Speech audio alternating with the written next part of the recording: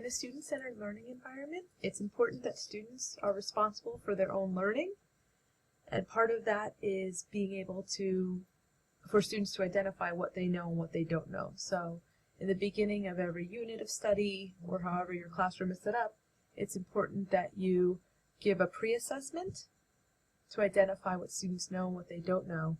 But in addition to the pre-assessment, it's also important that they reflect and see that feedback so they can identify what they know and what they don't know.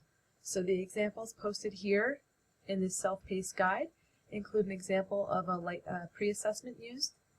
And one of the things you can see from the pre-assessment is that they're broken down by category so that the students know in this particular group all of these questions have to do with chromatography here. These questions here have to do with light and waves. So it breaks it down by content area, and students don't have to guess, especially in a pre-assessment.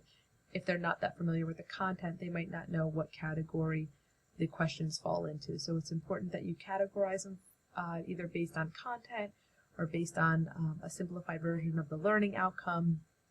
But you want students to be able to see what they know and they don't know based on the categories. And in addition, if you scroll all the way down here, you'll see all of the questions pertaining to this particular unit of study. In addition, posted for you is a pre-assessment self-evaluation form.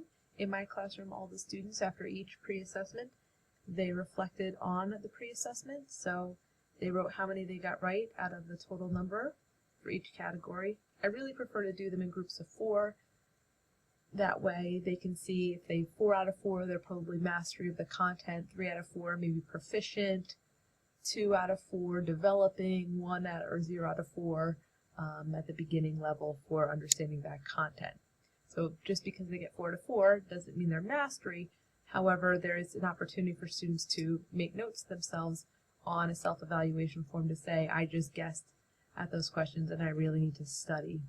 And you can obviously put open-ended questions and allow them to identify big ideas, if they got it right or wrong, why was it accurate or incomplete. So they reflect on the initial learning process from the pre-assessment, and then they use this data to inform what kind of knowledge or at what level knowledge acquisition do they need to do.